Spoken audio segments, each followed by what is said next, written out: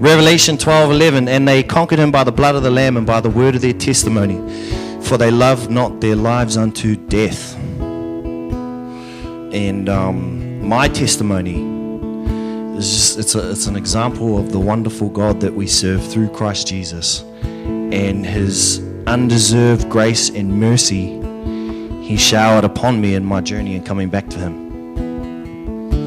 Ephesians chapter 1, 18-23 says, I pray that the eyes of your heart be enlightened, in order that you may know the hope to which he has called you, the riches of his glorious inheritance in his holy people, and his incomparably great power for us who believe. That power is the same mighty strength he exerted when he raised Christ from the dead and seated him at his right hand in the heavenly realms, far above all rule and authority, power and dominion, and every name that is invoked, not only in the present age, but also the one to come. And God placed all things under his feet and appointed him to be the head over everything in the church, which is his body, the fullness of him who fills everything in every way. So my story starts with my parents. For those of you that don't know me, my name's Pieter T, or PT. I'm an artist in the New Zealand music industry. I've been in the industry for like 12 years now. And about 4 years ago, I had a radical encounter with God. I was just led on the journey and ended up back with the big fella. And I tell you what, it could not be better. Amen? How many people here have Jesus in their life? Yeah? Amen? Chat. It's all right. You'll go on a journey. God will lead you. It's all good. I have faith. So I knew about God from a young age. I knew the spiritual realm was real. My father was adopted to Dutch missionaries as a child. He actually came and spoke here in Faith Bible College a few years back. Shared his story. He was adopted to Dutch missionaries, and they ended up throughout the South Pacific. They were on the Solomon Islands and Vanuatu, and it was there that my dad gave his heart to the Lord. They used to go to churches, and they'd see all sorts of crazy stuff. They'd see witch doctors rolling up and bringing bones of like people that they'd killed and eaten, and like shaking them at the pastor. Like, yeah, crazy stuff, you know, the stuff you see in horror films, which nobody should be watching, by the way.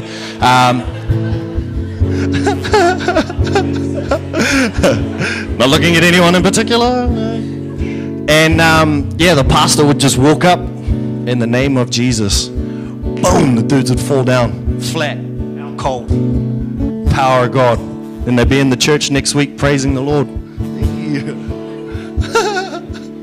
My dad told me heaps of stories. He told me another story of people just in worship. They'd just be in praise and worship, and the presence of God would be so thick that people would come in and they'd have one leg that was bunged up by polio. You guys ever seen photos of that? Polio and rickets, where one leg doesn't form properly, the other one does. They'd just walk up to the altar, no one even lay hands, all of a sudden the leg just starts filling out. Boom, healed. So as you can imagine, my father seeing that stuff, he gave his heart to the Lord as a young man. And then he was preaching in Wanganui. He became a youth pastor in the AOG in Wanganui, and then he started to fall away from the Lord. He fell into gangs. Fell into gangs in a big way. And he married my mother. She thought she'd married a pastor. 6 months later, he was back in the gang.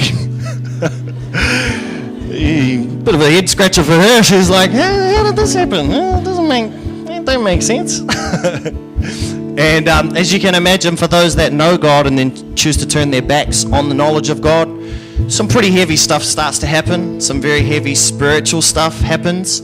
So I saw some pretty crazy stuff as a kid. Anybody here seen a demonic possession? Yeah, see? It's funny how Māori see it all the time. Yep, saw that at 10 years old. Holy. We weren't even really going to church, you know. My father didn't go with us. My mum, she tried to take us to a few churches, but it's really hard when the head of the household doesn't lead the family how he's meant to. And, she struggled. So I'd never seen people speaking in tongues. I didn't know about people getting hands laid on. But I grew up in a really violent and rough household, as I'm sure some of you guys here probably have too. Like really rough, as you can imagine if your dad's a gang member. It's not the nicest environment to grow up in. I remember my mum woke me up. She said, boy, I need you to come and pray. Half asleep, got school the next day, walk in. Whoa, what's going on, bro? my dad was like writhing around on the bed like a snake, like he's on the bed going hard.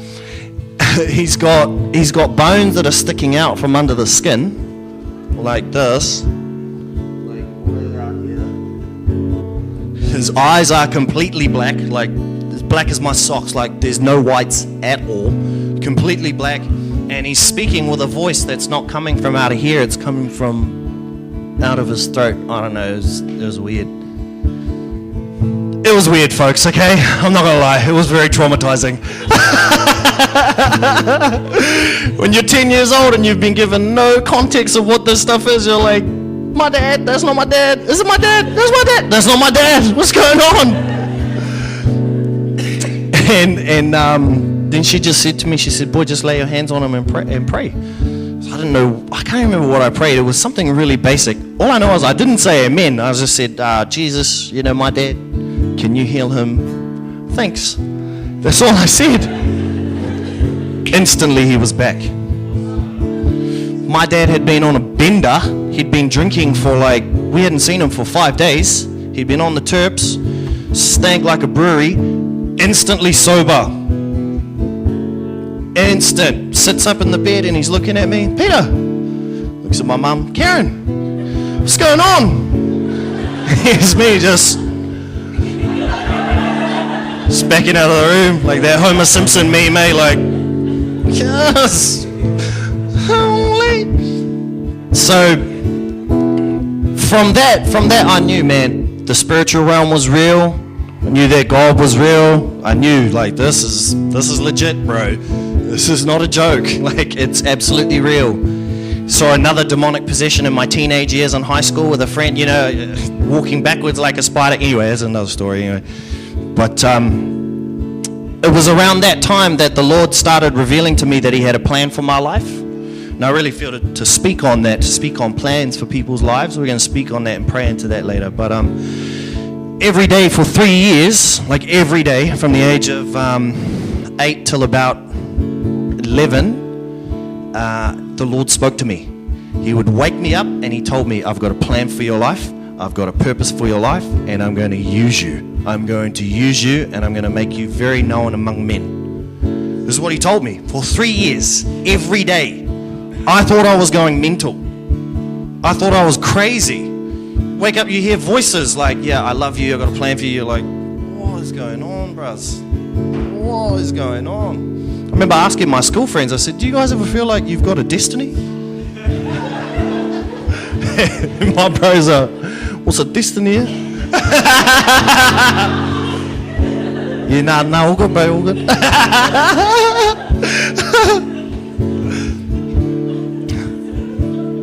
Trust me, I felt like a weirdo. I was like, bro, I'm crazy. I'm going crazy. And then my teenage years hit, and then it was like all of a sudden I was anointed with the gift to sing. Because prior to that, I'd never sang. No one in my family sings aside from one of my aunties. Like, nobody sings. And then all of a sudden, I remember it clearly. It was like one day in high school, like boom, all of a sudden I could sing.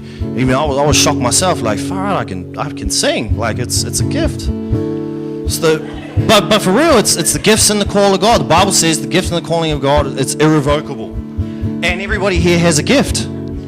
Everybody has a gift. It might be to sing, it might be to act. Your gift might be that you love the hardest. Like you've got the biggest, best amount of love. You know, everybody has a gift. And He placed that in me, a gift of being able to sing. But then as I grew in my teenage years, you know, I'd seen so much and I just decided, nah, man, I don't want to serve God. But I did want His promise. I knew that the Lord had promised me that He was gonna give me a career. So I was like, bro, yep, I'm taking it. And there's a story in the Bible, the parable of the prodigal son. If you guys haven't read it, for any young guys who haven't read it, go and read it. It's crazy. There's a young son who goes to his dad and he basically says, I want my inheritance now. I'm not going to wait, bro. I want it now. And the dad, because he loves him, says, okay, you have it. And then he goes off and just thrashes it and wastes it. Well, I was that guy. I basically held God to ransom. I said, I know what you promised me. I know what you told me. So I'm taking it for myself. And after a number of years of being in the music industry, a very short time actually, doors started to open for me to be successful in the music industry. And within, it was only a few short years. You know, all of a sudden I had a song, my first song that I ever dropped to radio, and it goes to A rotate, which means they play it 10 times a day. My first song. And I knew that God had given it to me, and I didn't give him any praise for it, nothing. You know, the Bible, as I was reading through Daniel last week, it's so evident, it's so clear that the Lord marks the days of every man and woman. Every man and woman. Those who choose to love him and those who don't. Those who don't walk with him. God has your days marked. He has a path mapped out for you. So I continued on in the music industry and continued to get more successful, and all of a sudden I had a song called My Baby, and it was a divine revelation when I had that song. Like, I first heard the beat and something skipped inside of me. It's like my spirit recognized, like, yep, this is it. I remember I stopped the producer. I was like, bro, stop, G, play that one more time. That's the one. And he was looking at me like, really? That beat? Yeah, bro, that's the one. That's going to be huge. Trust me. Wrote it in 10 minutes. That's how quick it came out. Boom. And then when we were filming the video, I knew I had to go and film it overseas. Like, the Lord even gave me, he gave me the divine gift of knowing what to do, what to write, how to shoot the music video, even while I wasn't with him.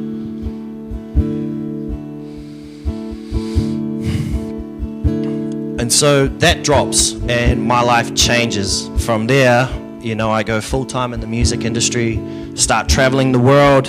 You know, my song's being played in New York, it's being played in Hawaii and LA. It's just worldwide, it's everywhere. And yet, I just feel mad empty. You know, and I'm searching out more and more things in the world to try and fill this emptiness. How many people know what I'm talking about? The emptiness. Yeah. When you're not with God, man, there's an emptiness. I call it the black hole. It's like a black hole because it swallows everything.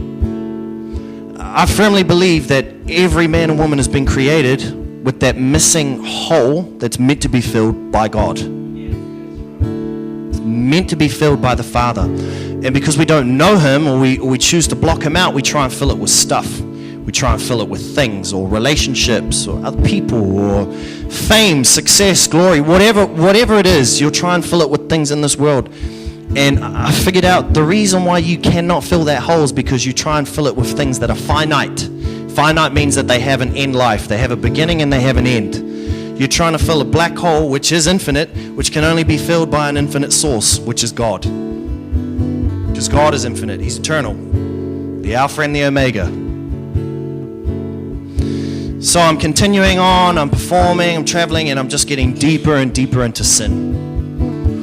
You know, as I'm sure you guys can imagine, you know, in the music industry and in the entertainment industry, there's a lot of sin. There's a lot of sin. And for me, it just started with alcoholism and girls, and then all of a sudden started to go down the path of drugs. Just because that's what I was around, and because I was chasing the high. I was chasing that fix. That fix I used to get from standing on stage. I didn't get that same fix anymore. I didn't get the high because it became a bit more like a job. So I'm like, man, where do I get the high from? Drugs. So started using, and then all of a sudden, you know, after a number of years, I ended up falling into methamphetamine addiction. How many people here know somebody who's used meth or have used meth themselves? Yeah, almost everyone. Like, it's crazy. It is crazy how quickly that drug has moved through NZ. But I ended up getting hooked on methamphetamine, and I think one of the reasons why that drug is so powerful, it's so dangerous, because it opens you up. It opens you up to the spiritual realm in a very big way. It's the only drug that causes you to fast. How many people here know that, you know, the spiritual principles of fasting? We fast to submit ourselves before God, and it opens us up to new levels of relationship with the Father. Well, that's what meth does. It causes you to fast. You don't eat, and next minute you start seeing some stuff.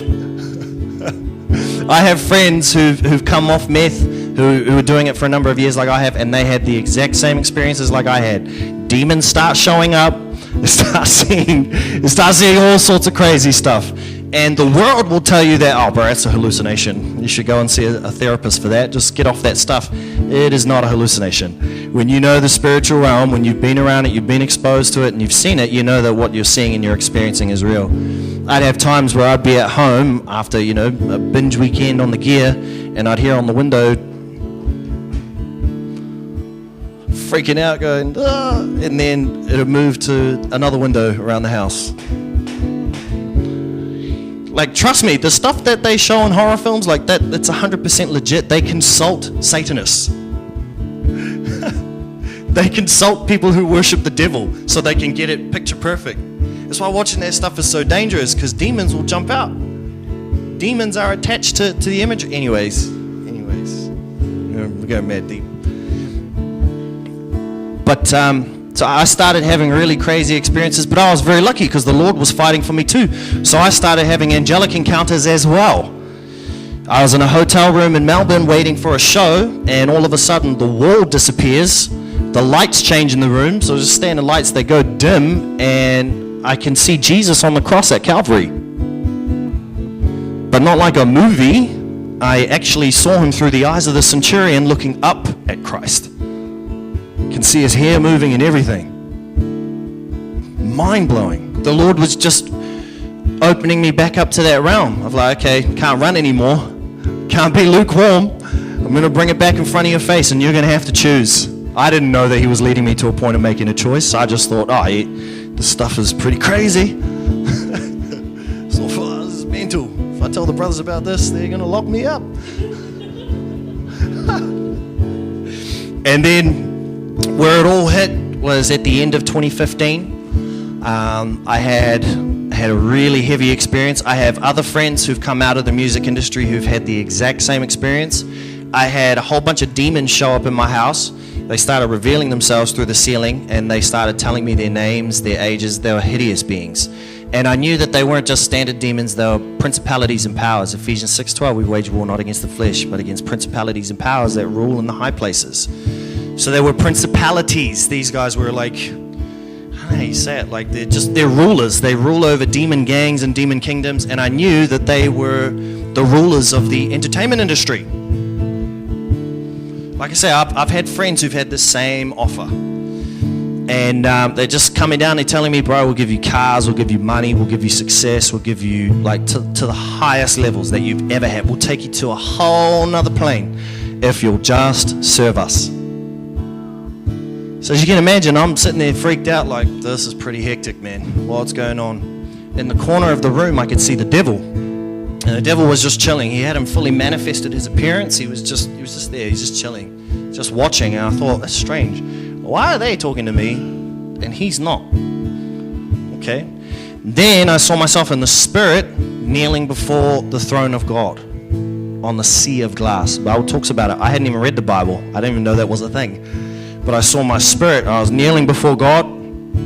I had a cord of wire on my shoulders and my head was down, because when you're in the presence of a king, you bow. And I can see his feet, but I can't see his face. And I'm asking him, Lord, can you take this stuff away? Because this is really starting to freak me out, bro. Can you take it away from me? And the Lord wouldn't say anything either. I asked the Lord later, I said, why did you not talk and why did the devil not talk? He said, that's the unspoken agreement there, boy. Free will. We'll put the offer up. We both won't get into your ear and we'll let you choose. Wow, it's pretty heavy. So finally, they're making me all this offer, and in the end, I just said, look, man, because I knew enough of the Bible to know, that's a dumb deal. You don't make that deal. Like, I just said, look, you're going to give me cars, you give me money, you give me fame, all of that stuff, and then what? Then what, bro? You're going to what? You can take my life after 70 years? Because I know you guys are liars. You might even take it in 20. You might not even give me what you promised me. I'm not keen. No deal. When I said that, I saw 400 angels come rushing in. It was like, imagine looking up at your ceiling. It's like a massive painting or something. I saw 400 angels come rushing in. I saw two massive angels who were on chariots. And when they hit the principalities, boom, they all disappeared. It was like an explosion. They were gone. My spirit came rushing back from the throne of God, hit my body, and Satan, who was in the corner of the room, now filled the entire room. Pinned me down to the bed. Anybody here experience sleep paralysis or know somebody who's had that? Well, I had paralysis without being asleep. I literally was pressed into the bed. I couldn't move. I couldn't scream out, nothing.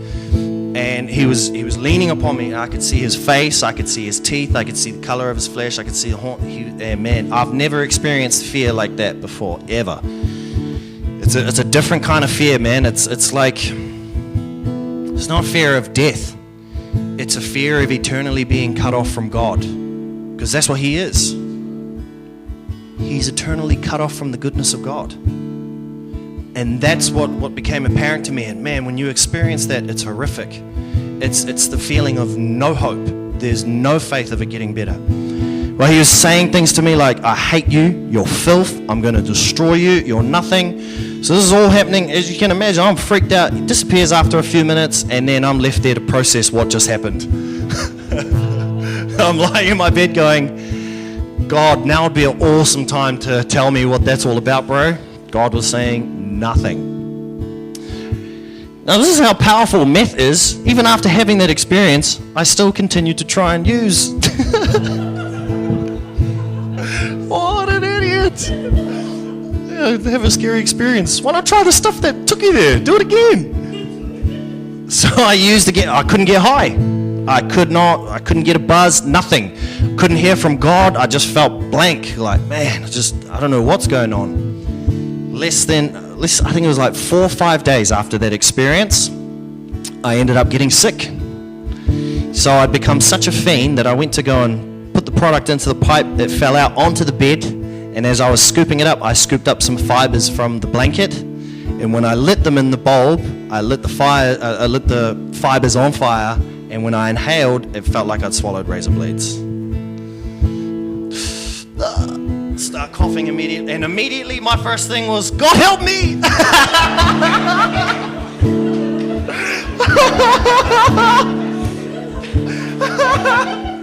God help! I need your healing. I know you heal. I've heard stories. Heal me! And this is how much of an idiot I was. I thought, I'll light it up again just to see, eh? So I lit it again.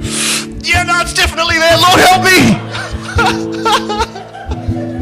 Lord help me! Please, I need healing. Nothing. He was silent. About 3 days later, I ended up in hospital. I had a collapsed lung. My lung collapsed. So they call it an empyema.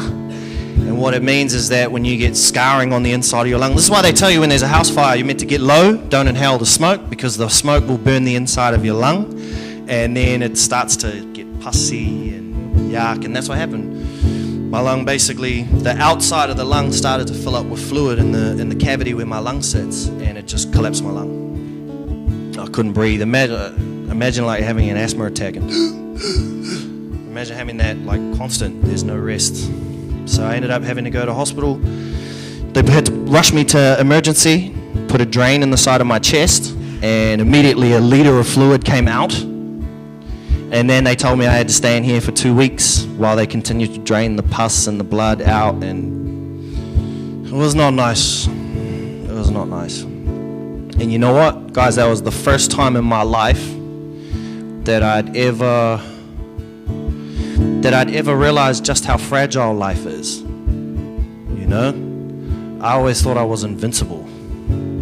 Because being told as a young boy, you know, I've got a plan for you, I thought, yeah, God's got me sorted. I don't need to worry about it. I can just do whatever. I'll be fine. That was the first time I'd been faced with just how fragile my life was. And I had to ask myself honestly while lying in a hospital bed, feeling sorry for myself. I had to ask, Lord, if I was to die today,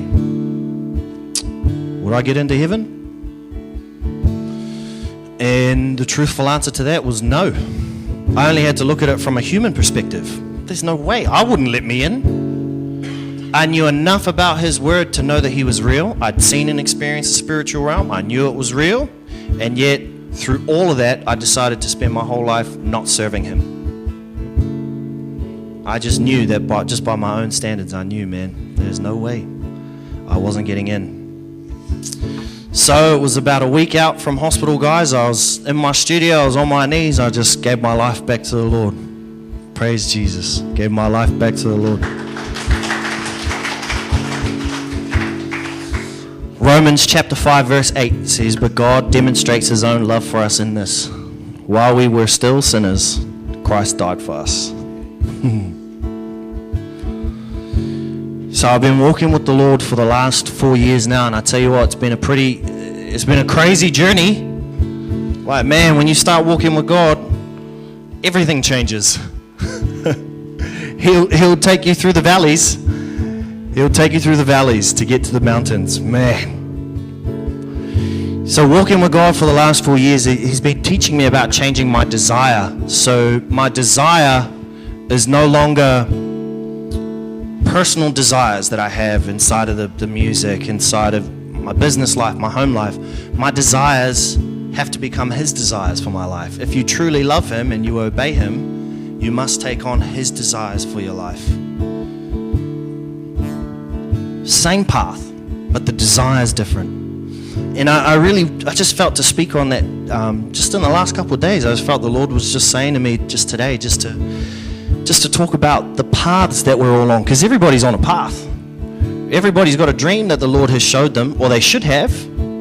Or if you don't have one, we can pray into it tonight. You know, what path does the Lord have you on? What have you been shown? What has the Lord promised you? Does anybody here have a promise from God? Who has a promise from the Lord? There's got to be more than that. Who has a promise from God? An individual, personal promise that the Lord has given to you. Yeah?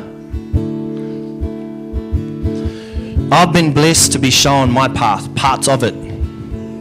You know, and the Lord, he's really cool like that. He doesn't show you start to finish. He shows you bits. He shows you bits. He's pretty funny like that. And he's shown me bits and pieces relevant to my journey. And so I found one of the ways he's done it for me is via dreams. Does anybody here get dreams from the Lord? Who has dreams? Yep. I have dreams, really vivid dreams, like the stuff that Joseph had. I'm sure some of you guys are the same. Where it's not like a normal dream. You know, sometimes you wake up from dreams, you forget every single thing the moment you wake up. When they're dreams from God, I wake up and it's like everything, it starts. He just relays the whole lot. Bang, bang, bang, bang, bang. And I'll ask him, what does that mean? What does that mean? What does that mean? What does that mean? And he'll show me. So he showed me a dream early last year that I was going to be leaving the music industry in the capacity that I'd known it. And when I woke up, I was heartbroken. And then the Lord said to me, that's because it's still your career. It's not mine. Okay, bro, I'm sorry. I thought I was serving you, but I'm sorry. And then I called a prophet friend of mine up north and he said, yeah, bro, so the Lord is driving this now. It's no longer your gift. It's his gift. Because all of the gifts that are given from God are his gifts, right? Tell you another thing, he's not actually impressed with your gift either. Because it's his gift. He's impressed with obedience. Can you be obedient with that gift? The second dream he showed me was that I'd be going back to work. I would be going back to Mahi. So I'm now back with my family working in Hamilton. Something that I didn't think I'd be going back to do for a long time. And yet, a few weeks after showing me that dream of coming out of the music, he showed me this dream. It was really vivid, like all these details. And then about 8 months later, I'd just come off the back of doing ministry with Owen Paulmana, like just traveling all around sharing at churches. And my uncle calls me up and says, come and see me, boy. Go and sit down with him for lunch. And then everything he says to me is exactly what God showed me in the dream. So then he asked me at the end of it, I need you to come back to work. Will you come back? My automatic response was, yeah. Because I'm not saying yes to you. I'm saying yes to God. I literally drove away from it just thinking, what just happened? How does this work? I don't understand. I understand that the Lord will give people dreams. He'll give you dreams so that you know when certain events are about to pass in your life or things pass, you know that the Lord is with you. You know that He's got it all under control. It's been an incredible journey for me these past few months, being back at work, and situations and events have happened that were shown to me in the dream, and they happen in real life. And and I get all heartbroken, and like tangi weto start, like some of the stuff is really heavy. It starts happening, and the Lord's saying, what are you doing? I showed you this. I showed you in the dream. Have faith. Man, I just realized I'm such a baby walking with God, man. Like, I've got so much to learn. I have to repent and say, sorry, yeah, you did show me. So what am I worried about? And since the start of this year, the Lord has really been teaching me also about how to see from the perspective of heaven, not from earth. Jesus exhorts us to pray in that way. You know, he tells us, on earth as it is in heaven. He's telling us to look from that angle first. And I didn't quite know how the Lord was going to teach me that. He started telling me over and over. I'd be driving and I kept seeing earth signs. Anybody here get earth signs? I get earth signs, so it'll be birds, it'll be butterflies, like all sorts of crazy stuff.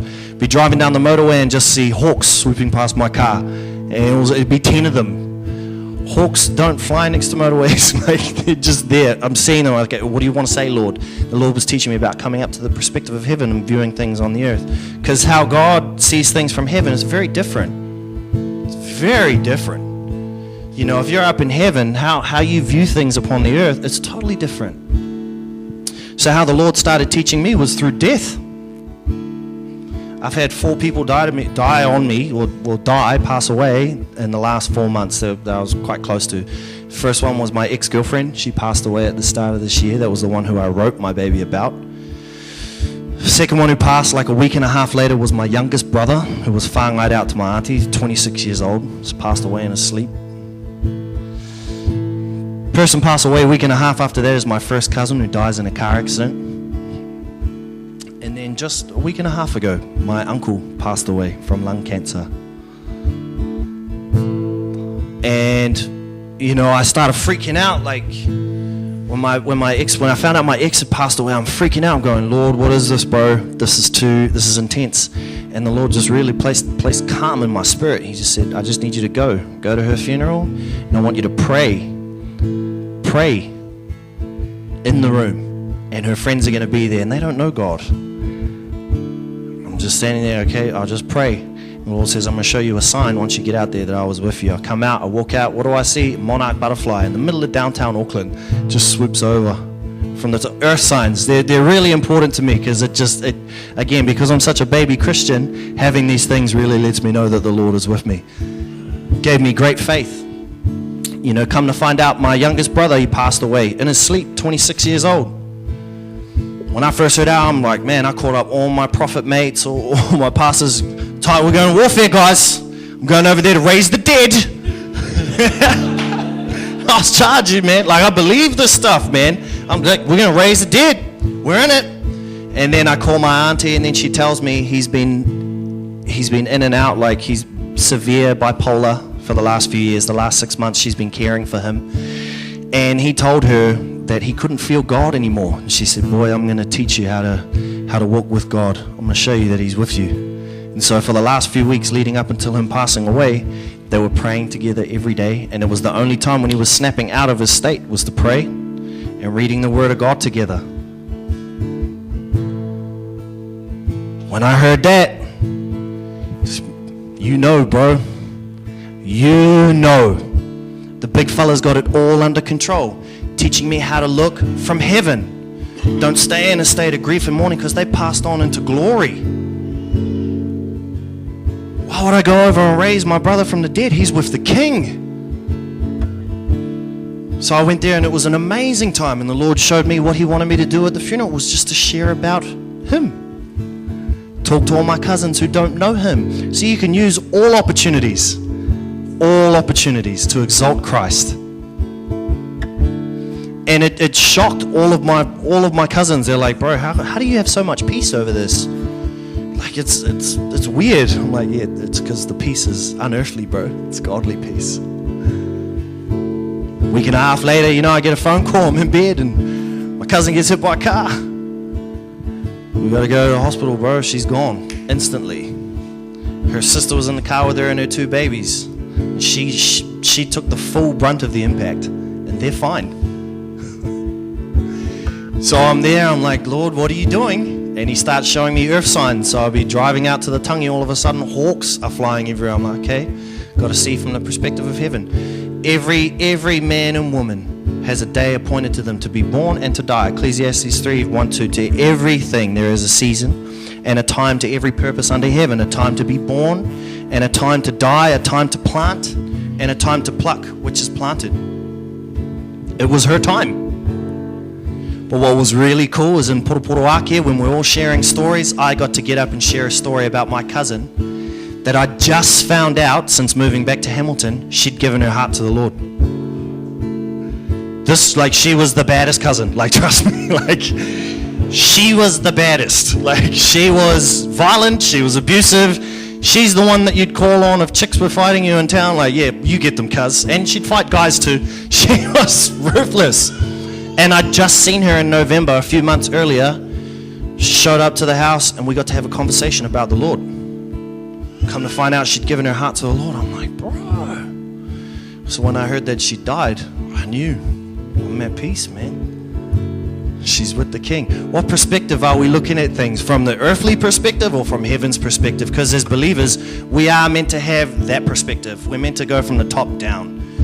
You know, the apostles did. You look at how they acted before, you know, while they were walking with Jesus, they definitely had earthly perspectives. After realizing that he was the Messiah and seeing the resurrected King, these guys went to death for him.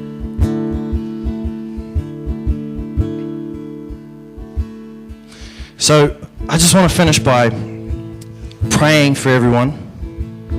I want to pray for everybody's paths and their destinies to be revealed or reaffirmed or resealed. I want to pray that the Lord would open up your understanding to what it is that he's showing you for your path and for your calling, that you would get a greater sense of what that is so you can hang on to it, hold on to it, because I know what the Lord has called me to. And unless we grab it, unless we hold on to it, unless we value it and say, Lord, I'm going to do that for you, we have to place the calling in high regard, because there'll be a judgment. There'll be a judgment when we all stand before the King at some point. And he say, did you listen? Did you follow the plan? Did you learn to love? Did you share about me? So can we do that right now, whānau? Can we all stand?